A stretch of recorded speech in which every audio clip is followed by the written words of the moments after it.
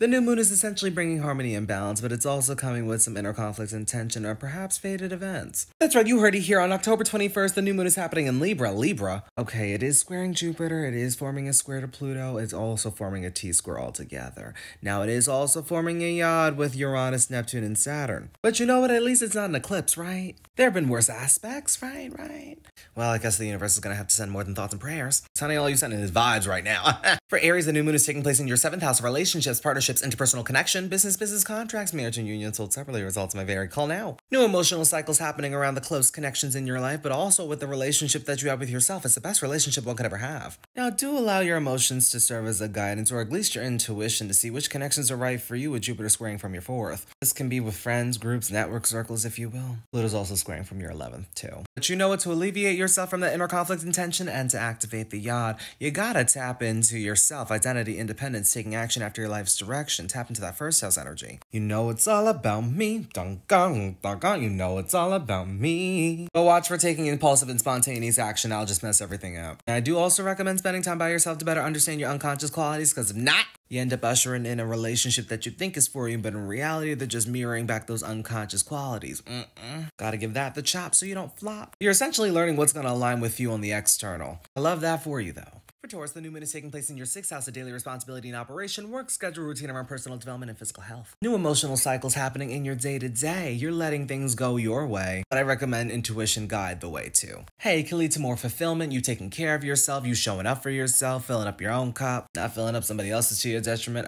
Make sure your thoughts and your communication are in alignment with the very things that you're doing within your day-to-day. Do you really want to be doing what you're doing? Is it sparking interest, curiosity, if you will? If not, snip so you can stay hip. Also, what's the impact of the actions that you're taking within your day-to-day? What's that looking like within your career? Is it in alignment? Is it flowing? Is it not? Just be weary of what's going on in your day-to-day. And also don't over-obsess over career status, legacy, life's work. That could lead to a tower moment that could be quite public now. Now, to rid yourself of the inner conflict and tension, or even frustration, if you will, and to activate the yod, tap into your 12th house of spiritual development and liberation, your connection to source, deepening it if it already exists, trusting the unknown, going with the flow, as well as karmic dealings. Set up those energetic boundaries, that way you don't take on anybody's energy that is not yours, and that way you could discern which energy is for you and which energy is not for you. And don't delude yourself into thinking that somebody may be for you and they're not. Because the lesson, not everybody's your friend and not everybody's rooting for you. But I was rooting for you. We were all rooting for you. How dare you? Learn something from this.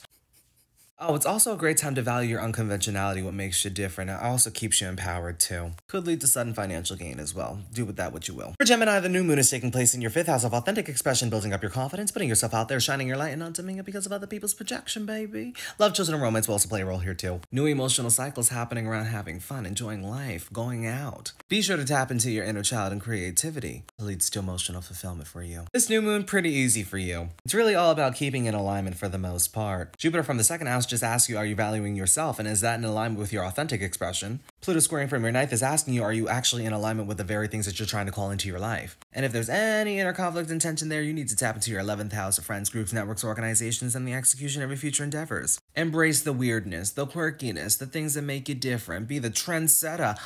League of my own, it don't get better. No, read what I wrote, I'm a bestseller. 333's on my clock, my spirit guides know what's up. Not only does this relieve you from any inner conflicts and tension, it does activate the yod. But honey, I'm gonna need you to be consistent, structured, and organized. The management terms, really, with Saturn still in your 10th. And don't delude yourself into thinking that you don't have the support because you do. But honey, I'm gonna need you to be okay beating to your own drum. Support or not. This is what leads to the sudden changes within yourself, the growth, the awakening, if you will. For Cancer, the new moon is taking place in your 4th house of home, family, processing your emotional well-being, listening to your intuition, as well as learning your authenticity through your foundational core. New emotional cycles happening in your personal life, baby. You're shutting the world down. Get out. I don't blame you. We've been through a lot this year, haven't we? We're still waiting for our blessings. We're still waiting for things to get good, and they're getting good. But of course, are we catering to ourselves? Or are we just waiting for something on the external to change?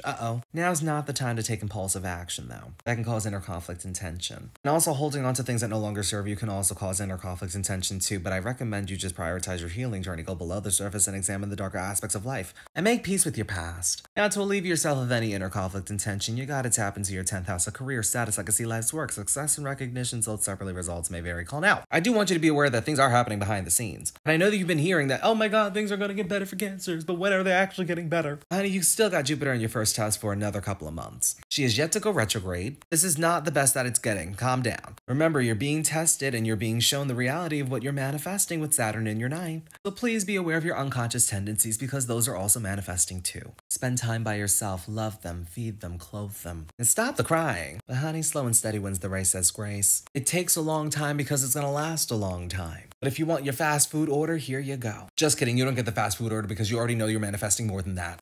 Kisses, you got this. For all the signs, be sure to pay attention to any personal placements as well as aspects being made. Other signs are in the other videos.